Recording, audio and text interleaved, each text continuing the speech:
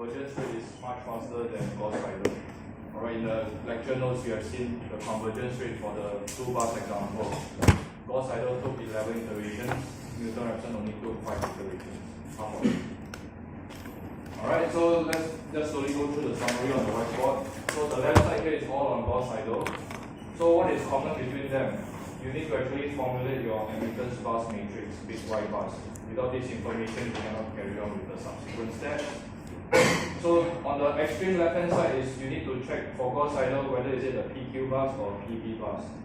Alright, you know Gauss-Seidel is sequential. That means you start from bus 2, you solve the voltage, then you move on to bus 3, and so on until the last bus. So if it's a PQ bus, you just apply the formula like what we did in the previous class. Your starting initial gas is just 1 angle 0, flat start for all PQ bus. Alright, so in today's tutorial, you examine how to handle this PV bus. This is the PV bus that we are examining in today's question. So first thing, you can there are some additional steps involved for handling a PV bus. So it's a bit troublesome, but you need to settle these additional steps. So first, you need to compute what is this reactive power produced by my generator based on the initial conditions.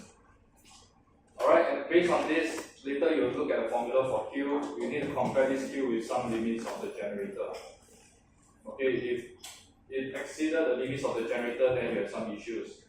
So, but in your tutorial later, right, we assume that there's no violation. We proceed on with a perfectly normal, no violation PV bus. Okay, this means that whatever Q you compute is within the limits of the generator. And what this implies, PV bus means your active power and your voltage are specified at that bus.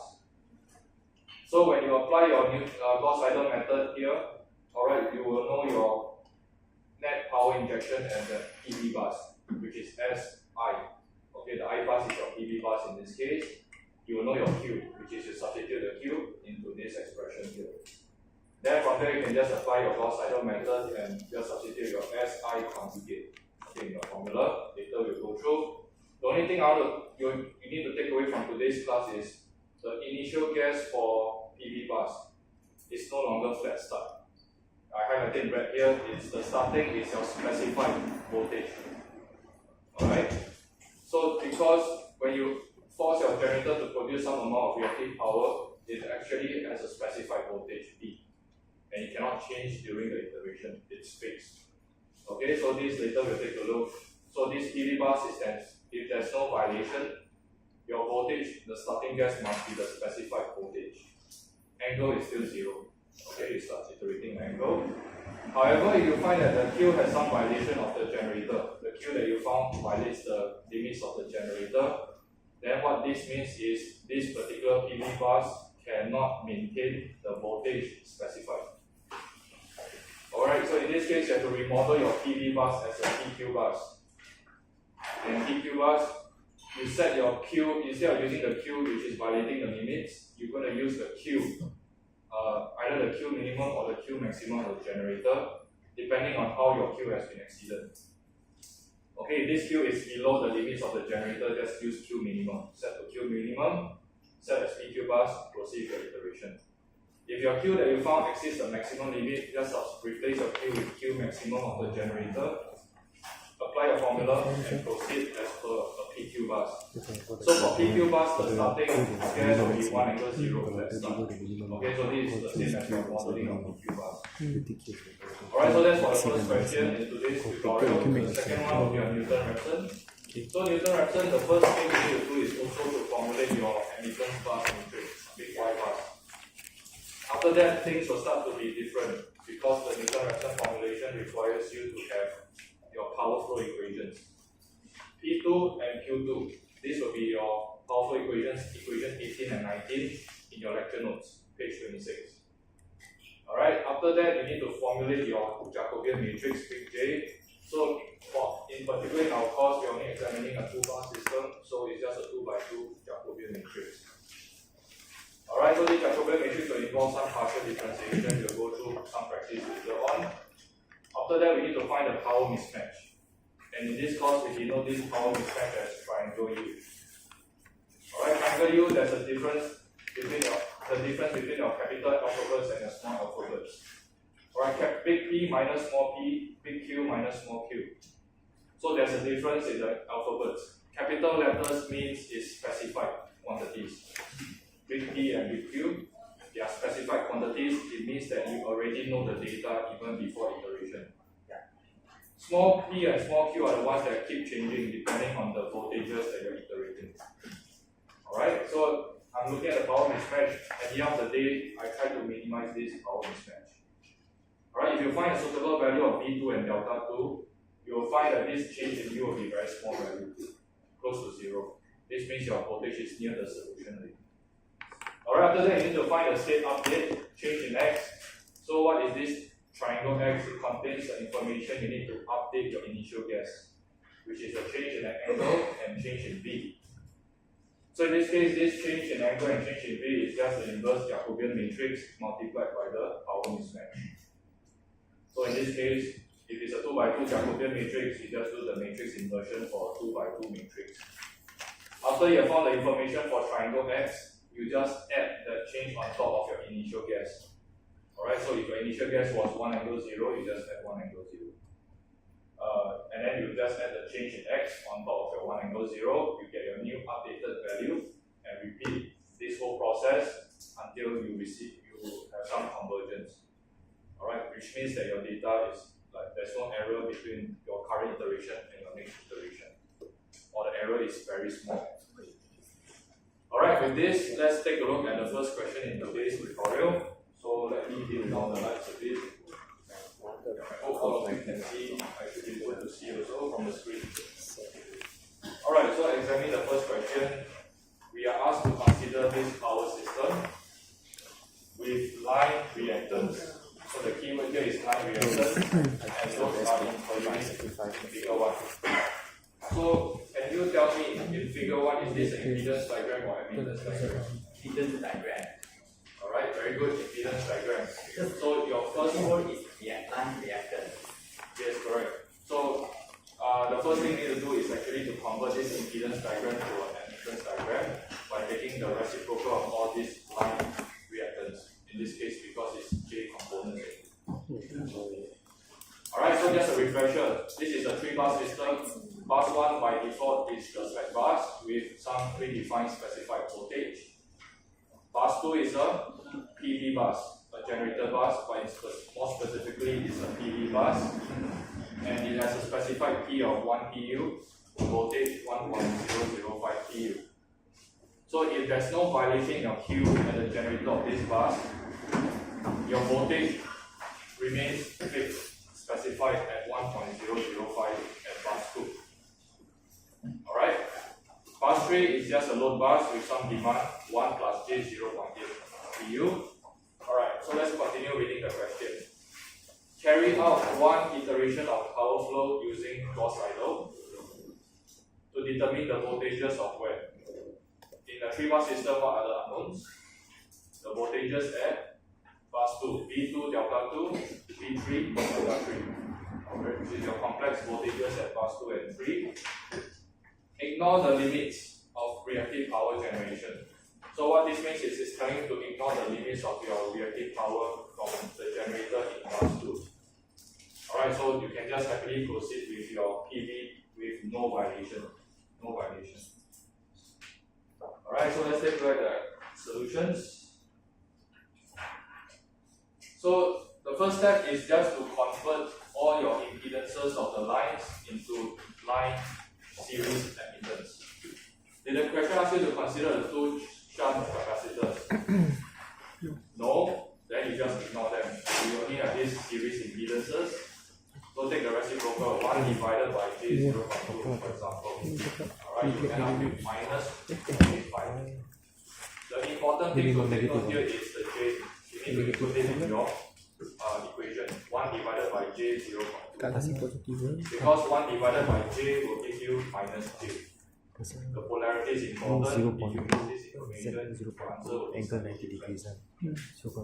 Alright, so the first step, you have 3 lines. Impedance, convert into the 3 line impedances. So the first 3 steps for you shouldn't be something new. It should be something you have to sit here if you want.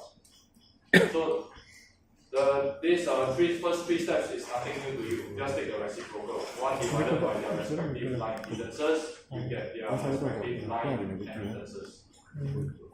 Alright, so with this line, this admittance diagram, can you start formulating your admittance bus matrix?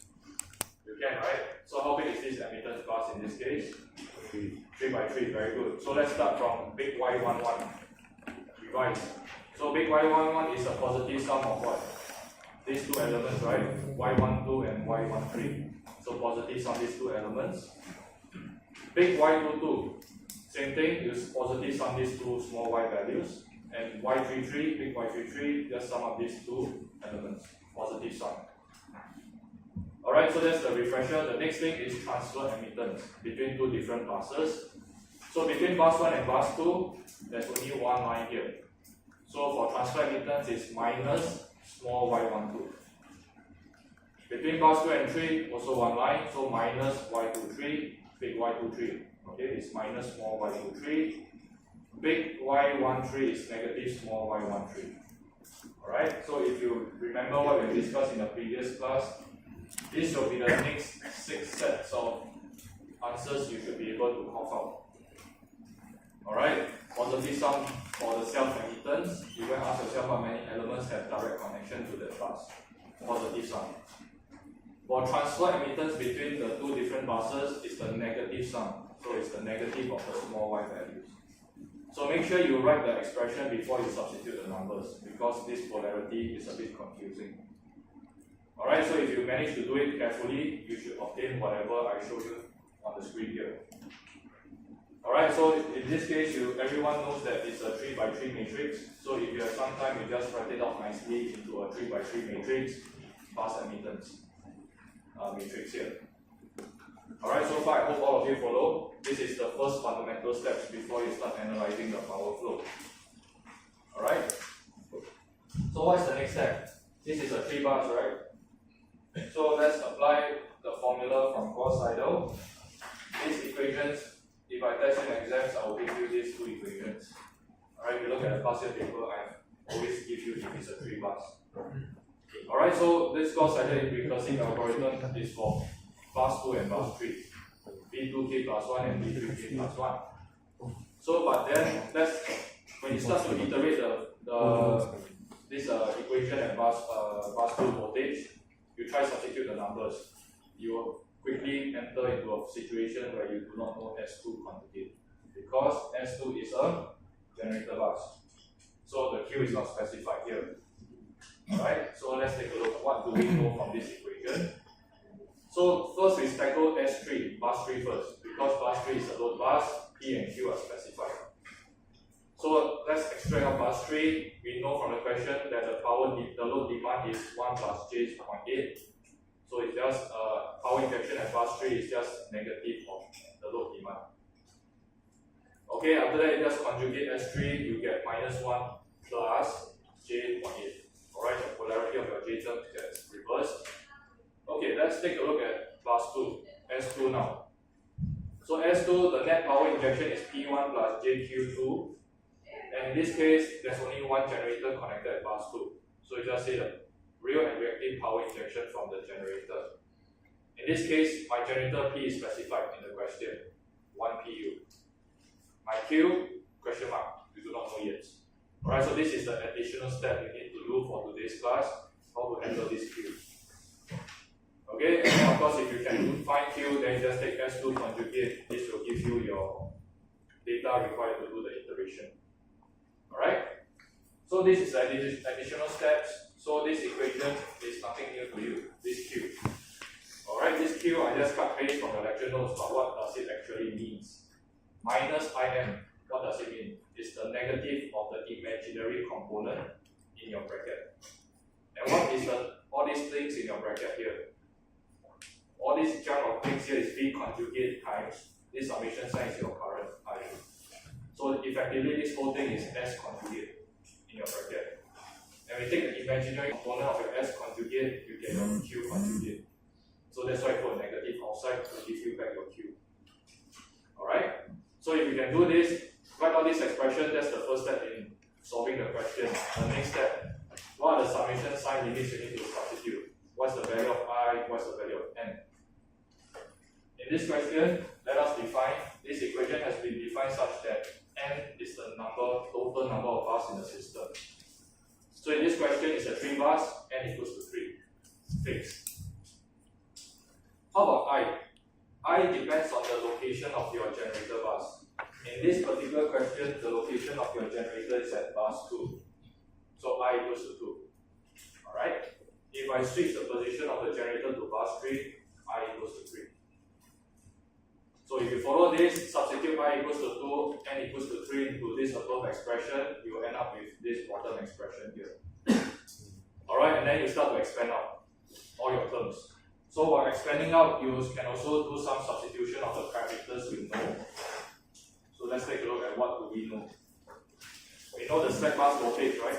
It's fixed 1.04 angle 0. That one we know.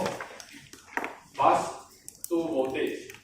So bus 2 is a PV bus. We assume no violation in the question. They say ignore the limits. So V2, the initial guess, will be the specified voltage, 1.005 angle 0, not 1 angle 0, okay? So this is the takeaway. For PQ bus, standard flat start, 1 angle 0. Alright, with this, substitute all these parameters that you know into this above expression, you will end up with whatever you see at the bottom here. Okay, and then from here, you just faithfully just substitute the numbers. Okay, one by one. So V2 conjugate, you can see 1.005, conjugate is still 1.005 equals 0. Big Y values you know from your admittance bus matrix. Voltage at bus 1 is your slack bus voltage, V2 is your initial guess of the PV bus, and V3. Alright, 1-to-1 mapping. So if you do this, you can ignore all these intermediate steps, just punch your calculator, you'll arrive at the last second step here. Your calculator will return this J0.1558 for you. Then you start to open up your imaginary this bracket here. So what this IM means is I'm looking at the J component, the magnitude. In this case, it's positive 0.1558. After that, you combine the negative sign outside to give you minus 0.1558. Alright? So in this case, the question did not ask you to consider any violation because they asked you to ignore all the limits. Alright, so if you want to consider the violation, you can refer to the one of the last example in your lecture notes if I'm not wrong. Alright, I think I did mention about the violation limits. But it's just a small example, you can go back and practice yourself. This is page 59 in your lecture notes. If there's a violation, we can go through this example, it's just 2 pages. Alright? Then it's just basically setting the Q to its minimum or maximum values. So far, any questions? This is the additional step you need to take away for this question. How to handle this Q. Alright, if you have no questions, this Q will be incorporated into your S2 conjugate. Alright, you have the information of Q now. So what we need to do now is to formulate my S2 conjugate. So S2 is P2 plus JQ2. In this case, my P specified 1 PU. My Q just now I found is minus 0.1558 J. So S2 conjugate just flip the polarity from minus J to plus J, 0.1558. And this will form your values for your Gauss-Seidel iteration. Alright, take note the initial guess for the angle at bus 2 is 0. Bus 2 is a PV bus. The magnitude of V2 is specified, no violation, is fixed at 1.005. Alright, later we'll take a look here at the bottom, 1.005. Bus 3 is just a PQ bus, let's start 1 angle 0. Okay, if you follow this, apply the formula straight away. So Gauss-Seidel tells us that this is V2K plus 1 formula. Substitute all the parameters you know. So I know my big Y values. I know my voltage at slack bus. I know my initial guess for bus 3 voltage. Alright, S2 conjugate you also obtain from the above. So what now? The only thing that you need to pay attention to is this V2 conjugate here. Because this is a PV bus with no violation, it means that the V specified, the V2 specified is fixed.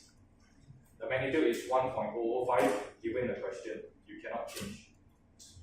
Angle, initial gas 0. This is the only difference you need to pay attention. If you have substituted the values correctly, then just run through your calculator, you will end up with that number at the bottom. Will be an interesting number. We will spend some time discussing this number.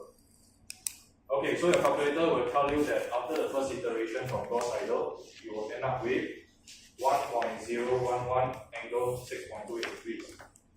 So my first question to you is, do this result make sense? Because your voltage at bus 2, you already fixed it at 1.005, right? How come Gauss-Seidel will return you this data here? Alright, so in this case, you know that there's some conflict. Alright, so if there's a conflict, what do you do? So naturally, the answer to you will be to discard this magnitude from the Gauss-Seidel result and accept only the angle. Alright, this is only the logical explanation for you because you have fixed the voltage at bus 2 to 1.005. So what this means is I set the angle 6.28 degrees and my final result after the first iteration at bus 2 will be 1.005 angle 6.28 degrees. Please do not use this data 1.011 because this specified bus 2 is 1.005. So you discard this magnitude and replace it with the B specified there. Okay, so what is happening here is you're only accepting the angle which is iterating at each iteration. The magnitude is fixed. No matter what Gauss-Seidel shows you, the result, you will have to discard the magnitude. Okay, because voltage is fixed at bus 2. So if you know this concept, then you just either express in rectangular form or polar form, and the bunch of sentences at the bottom just explain whatever I told you just now. Okay, because my voltage at bus 2 is fixed at 1.005, there's no way you can push it to 1.011. So that's why you discard this magnitude and replace it with the B specified. Okay, so that's the takeaway for this particular question. How to handle a PV bus without violation. Alright, so if you are comfortable with this, then let's proceed on to just use our normal Gauss-Seidel method to solve PQ bus. So bus 3 is a load bus. Okay, just substitute all the parameters you know, your big Y values for your admittance bus, voltage at the slack bus you know, S3 conjugate you know. What is the initial guess for bus 3 voltage? Flat start, right? PQ bus, 1 angle 0. So this is the only thing you need to pay attention. Bus 2 is a PV bus 3 is a PQ bus. And what else do we need to substitute? The updated voltage at bus 2 information. So you do not use 1.001, okay? You use the new 1.005 angle 6.28 degrees in your calculation of the new voltage at bus 3 here. So this is the only thing I specially highlighted for you. Alright, so if you substitute the numbers correctly, punch in your calculators, you will end up with another set of data at the bottom here, B3K plus 1.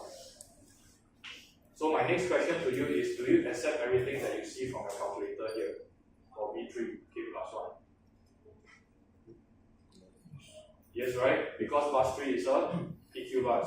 So you accept all the voltages and angles you find here. So the takeaway is for PV bus with no violation, you discard the magnitude, only take it out. Okay, magnitude is already fixed by specified voltage at that bus. For PQ bus, as per normal, just accept everything and proceed with your iteration. Alright, so that's it for question 1. Any questions? Okay, if you've got any questions, we can also discuss after class. If not, let's move on. So this will be the last question on Gauss-Seidel. The next question we will be talking about will be the Newton-Raphson, if I am correct. Here. Okay. Let's take a look at this particular question too. So for Newton-Raphson, we are only dealing with 2 bars in this course. So we have a 2-bar single line diagram with a series impedance. So the keyword here is already series impedance, as shown in figure 2. Alright, so in this case, did the question specify anything in data about the 2 shunt capacitors? No, you just ignore them. So it's just one line connecting between bus 1 and bus 2. Alright, and the impedance and load are already on a common power base, which means that you do not need to do any updates on their impedance. impedances and their load demand. So similar to the previous question, this figure 2 itself is an impedance diagram. Your first step, convert it to an admittance diagram. Alright, just take reciprocal of your Z, small z12.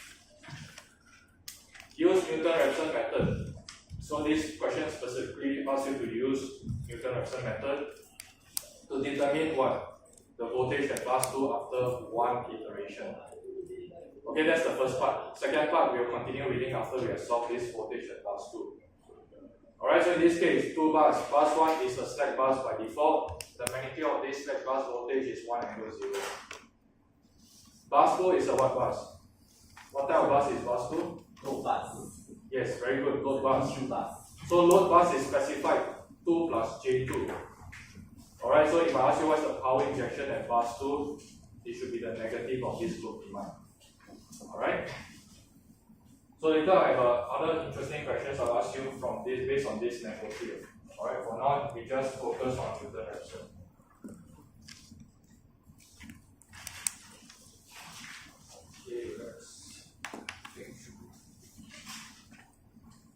Alright, so the first step is we convert all the impedance of the line into line admittance. In this case, there's only one series impedance, Z12. If you do not see the two capacitors, just ignore them. Take reciprocal, punch your calculator, you will get this small y12, the admittance between the line connecting bus 1 and bus 2. So with this, we need to also formulate what? We need to also form our admittance bus, the first step. So for 2 bus system, you will expect a 2 by 2 admittance bus. Alright, if you follow what I'm saying, let's refresh our memory. Big Y11, how many elements are connected? How many? 1, right?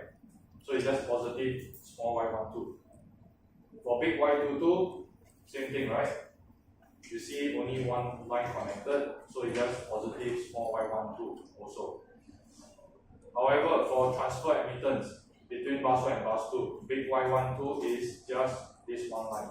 So it's negative small y12. If you follow all the stuff that I've been talking about, this will be the next 3 steps here. Big Y11 is just positive of one element. Okay, because there's only one line connected. So it's just positive of small y12. Punch in your calculator, okay, you get all the data that you want to express, either rectangular or polar form. Same thing for big Y22. I just cut paste because I know it's the same data. Okay, it's just positive Y12, you get back the same data. For big Y12, the transfer admittance is just negative of small y12. So in this case, just put the negative sign in front, punch in your calculator, you get the result. Alright, so with this, you should be able to formulate your admittance bus matrix, which is a 2 by 2 bus. So all these data are all given here. I will need to borrow some of the data later, so I just keep it here for now. 2 by 2. Alright, take note, the first element is big Y11. This element on the right is Y12. That bottom is Y21, Y22. Okay, so this is where the thing starts to get slightly different. We are applying Newton-Raphson. So what does Newton-Raphson tells us to do for the first step? I need to formulate the power flow equations. Alright, so I need to formulate this P2 and Q2. If you refer to page 26 of your lecture notes, where's page 26? You will have that famous equation 18 and 19. You can see in all textbooks. Okay, this is the equation describing the active and reactive power flow equations. Alright, so if you borrow that, you are going to have these two equations as shown on the screen. So what other things I need to do? Okay, so when you try to expand out the equation 18 and 19, n equals to 2. Because in this question, total number of buses 2. Okay, if you do that, we can expand out this P2 and Q2, the first row here. Alright, with this first row, you can also identify some of the terms which you know the data. So I highlighted for you, you know slack bus voltage, 1 angle 0. So magnitude of V1 is 1. Delta 1, 0. Alright, I highlighted for you, we're going to replace them with this data here. What other data you know? Okay, all your these big Y values you know. Okay, but for now, just hang on. I just simplify using the voltage and bus slack bus voltage. I get these two expressions here. Okay, why I leave it out later, I'll tell you why. Because I want to formulate my Jacobian matrix. So after you have formulated your powerful equations P2 and Q2, what do you need to do next? So if you look at the whiteboard, I need to formulate my Jacobian matrix. The second step. So Jacobian matrix in this case will be 2 by 2 Jacobian matrix. And what are the 4 elements in this Jacobian matrix? We have to start doing some partial differentiation. So to refresh your memory, let's take a look at the function P2. P2 is the whole chunk of the parameters that we have just simplified just now. And for Q2, you do the same thing. So first 2 steps, I will slowly go through the partial differentiation with you. The last 2, I believe you can handle yourself. Alright, so for the first step, P2, I'm differentiating this same equation first time with respect to delta 2, and also the second step with respect to V2. So let's go through the first step here. So let's partial differentiate this first expression with respect to delta 2. So you identify, you examine P2, it's the sum of 2 terms, okay, two parameters. Does the first term contain any information on delta 2? Yes, right? So you have to differentiate the cosine function. So differentiating a cosine will give you what? Negative sine. Okay, so this is standard, you should know. And of course, the rest are all constants. Bring it down here. This will be a result. Second term, any term involving delta 2. Don't have, right? So differentiating a constant will give you 0. So you do not see any second term here. Alright, so that's for differentiating in respect to delta 2. Next, the same expression for P2, I'm going to differentiate it with respect to V2. So ask yourself, does these 2 terms contain V2? Yes, you are going to differentiate them individually.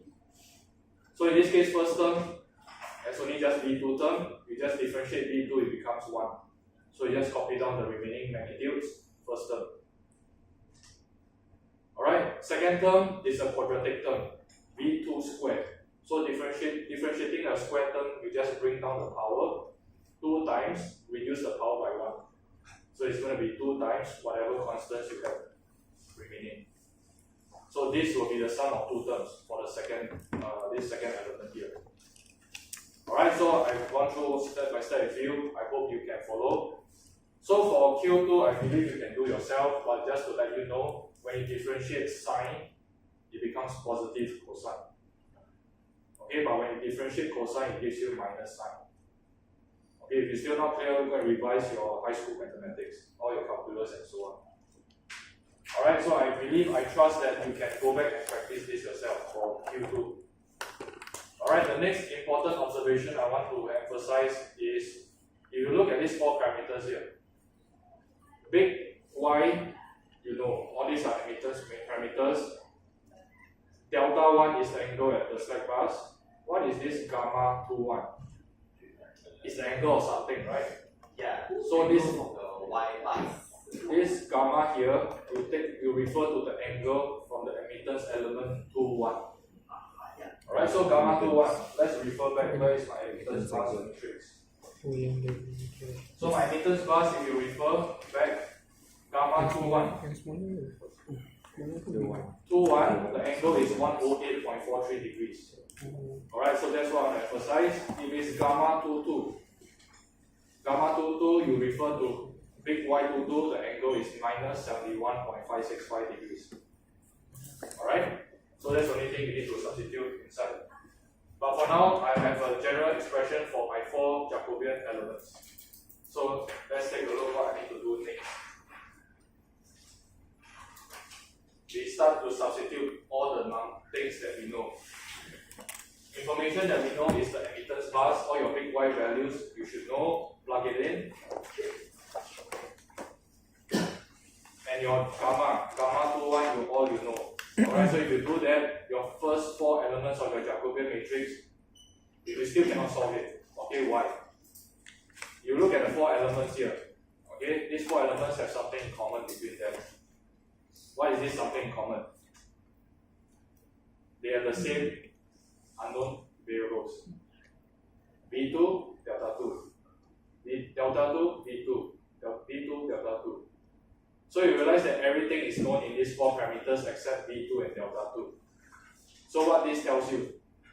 So this tells you that at every iteration of your B2 and delta 2, my Jacobian matrix keep changing the elements. The values keep changing. Alright?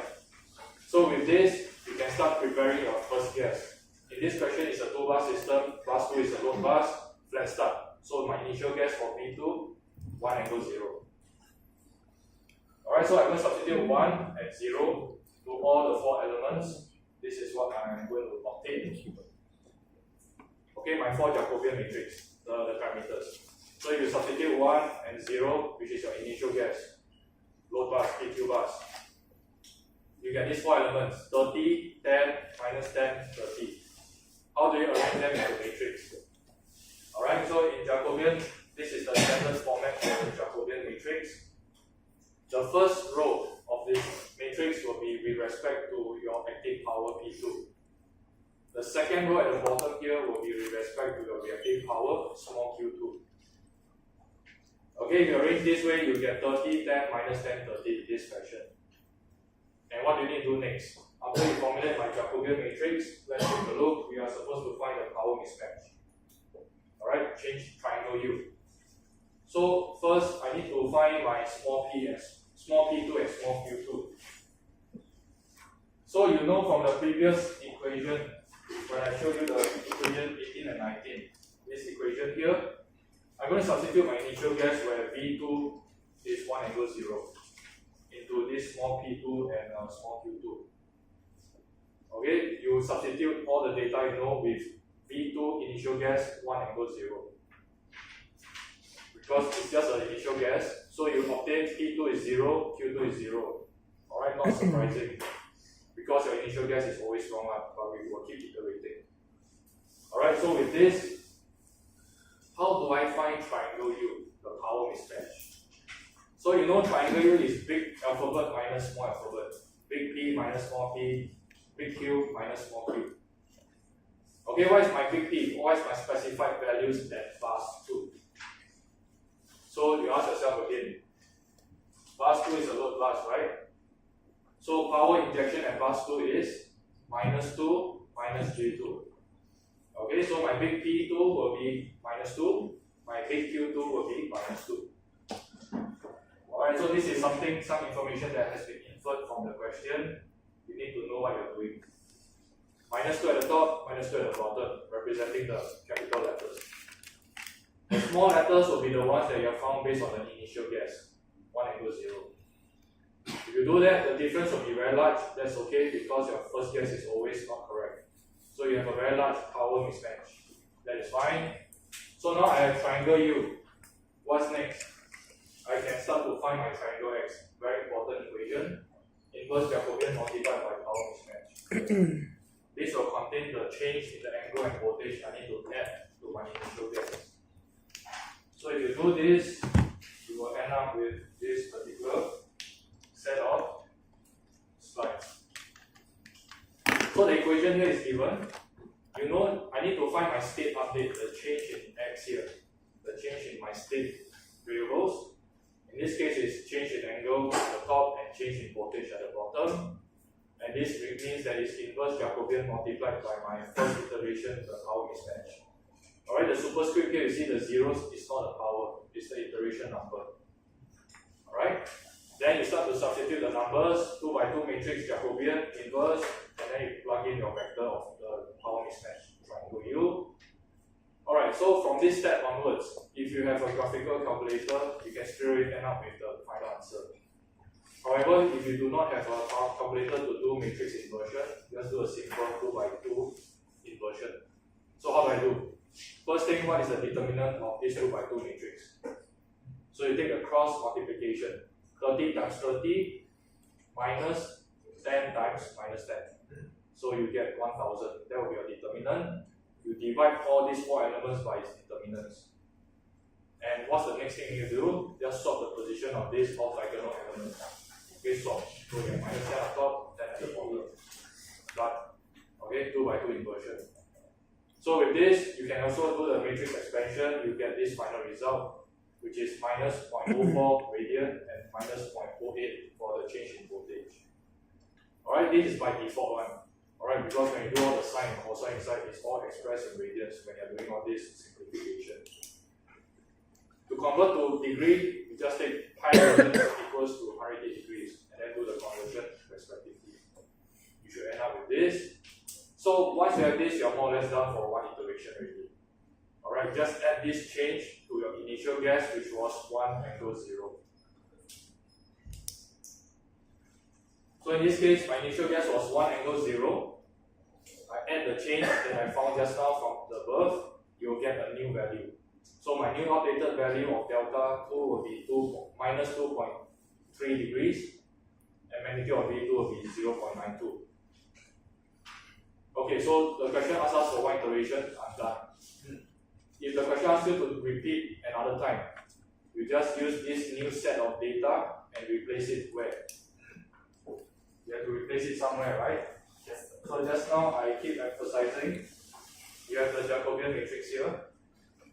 You just replace the new values into this 4 Jacobian matrix. Alright, if you do this and you follow all the steps all the way down, you have a new Jacobian matrix. You should also have a new value of P2 and small q2. And you'll find that in every iteration, right, your triangle U will be very close to 0 already. The power mismatch will be very small, which means that your V2 and delta 2 is very close to its converged solution. Alright? So this is the only thing that you need to pay attention for Newton-Raphson. So after this step, we are done already. We have performed one iteration using Newton-Raphson. Any questions? If no questions, the last part of the question is common to both Gauss-Seidel and Newton-Raphson. What are we supposed to find? Let's take a look at this question. So after several iterations, it is known that the voltage at bus 2 converges to this data here given in the question. If you are still not convinced, right, you just perform 3 or 4 more iterations on Newton-Raphson, you will still end up with the same answer here. Okay, why I can say this safely is because Newton-Raphson convergence rate is very fast. Quadratic convergence rate. Alright, you do a few more times, you will get the results here. So let's say assuming you get the voltage at bus 2 already, you know the information. What are the parameters you are supposed to find? First, slack bus power P and Q. In this case, will be P1 and Q1, the power injection at bus 1. Next, I need to find the line flows and line losses.